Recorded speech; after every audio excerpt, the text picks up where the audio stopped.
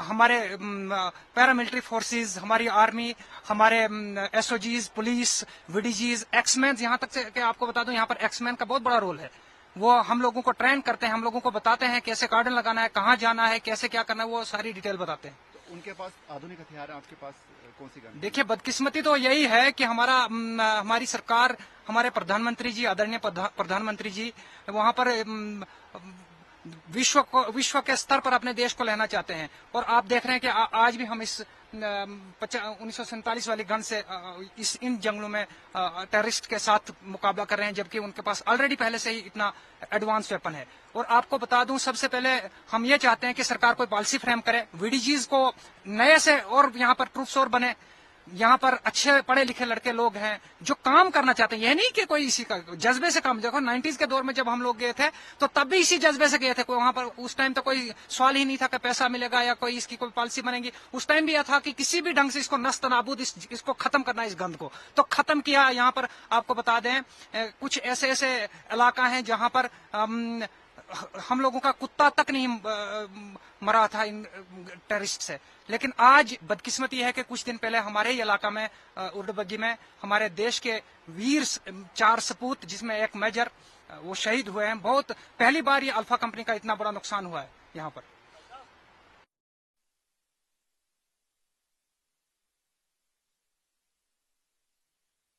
आतंकियों के लिए ढाल बन रही है, या फिर बीडीजी के मेंबर्स को देखिए बेहद ज्यादा है। साथ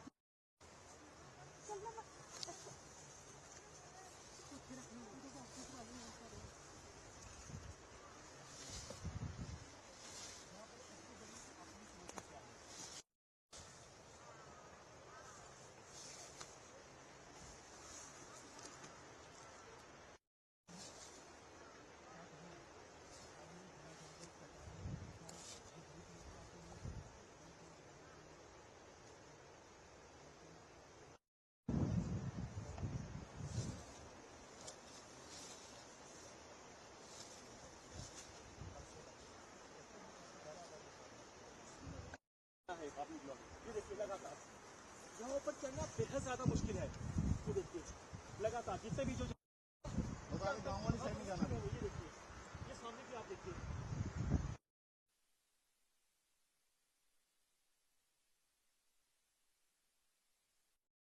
आपका नाम संजय सिंह सर। संजय जी, ये जो आपने कार्डन लगाया है इसके बारे में थोड़ा सा बताएं, क्यों लगाया हुआ है, क्या चल रहा है यहाँ पर? ये कार्डन लगाया सर, 3 आतंकवादी इधर हमारे एरिया में घुसे हैं। तो कल से ये एनकाउंटर लगा है, इसीलिए ये कार्डन लगाया है। हम कल से यानी कि 24 घंटे हो गए हमको इधर, मतलब कार्डन में 24 घंटे हो गए। अभी फोर्सेस भी चल रही है। पहले उनको हमारे साथ अटैक हुआ आतंकवादियों को, तो अब रात भर इधर लगे हैं एनकाउंटर में सर। तो ये आपके साथ कब ये इनकाउंटर हुआ, आपके साथ कब कांटेक्ट हुआ? ये कांटेक्ट नहीं हुआ, ये हम इस एरिया में, एक भाटा एरिया है, तो उस एरिया में हमारे वीडीजी गार्ड जो थे तो वो उधर थे। उन्होंने उन 3 बंदों को देखा, तो उनके पास राइफल नहीं थी, मतलब राइफल नहीं देखा उनको, तो अजनबी थे। क्योंकि गांव में पता लग जाता है, कोई नया आदमी आता है पता लग जाता है। उनके पीछे पीछे हमारे वीडीजी गार्ड मतलब के आड़ मलते हुए उनके पास गए। तो जब उन्होंने देखा कि उनके पास एक गन देख ली उन्होंने, तो हमारे वीडीजी गार्ड ने फायर निकाल दिया। फिर उन्होंने भी खोल दिया, उन्होंने ब्रस्ट मार दिया, मगर नुकसान नहीं हुआ। तो इसी जब फिर हमने इन्फॉर्मेशन दिया आर्मी को, इन्फॉर्मेशन दिया पुलिस डिपार्टमेंट को, तो जब तक वो आए तब तक हम इधर ही लगे हैं। तो अब क्या आपका मुद्दा है, मतलब कब तक आप रहेंगे और क्या जज्बा है, किस तरह से? अब ये अभी तो फोर्सेस पूरी चढ़ गई है इधर, 10RR हमारे देशा में जो है तो वो भी चढ़ गए हैं। तो अभी उनका कोई पता नहीं लग रहा है कि कहाँ पे हैं। वो है छुपे इधर ही, इसी एरिया में छुपे हैं। तो अभी क्लियर पता नहीं है कि मतलब कि इस एरिया में जो छुपे हैं, अभी हमको भी पता नहीं है। जब तक उनका क्लियर पता न लगे तो हम भी इधर से हटेंगे नहीं। तो किस तरह से आप अपने गाँव की और अपने लोगों की और सुरक्षा बल की मदद कर रहे हैं?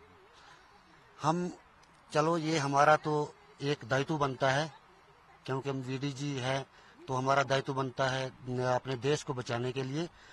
तो मेन प्रॉब्लम है, हम ये सरकार से ये कहना चाहते हैं कि आपके माध्यम से कि हमारे पास तो एक तो ऑटोमेटिक हथियार नहीं है, क्योंकि वो अगर एक ब्रोस्ट मारेंगे 36 के 36 रूंड निकालेंगे तो हमारे पास एक रूंड निकलता है, क्योंकि ये है 1947 की गन हमारे पास 303 है। तो मेन प्रॉब्लम ये भी आ रही, फिर भी हम लड़ रहे हैं। तो ये सरकार से हमारी निवेदन है कि इसके बारे में अब सोचिए।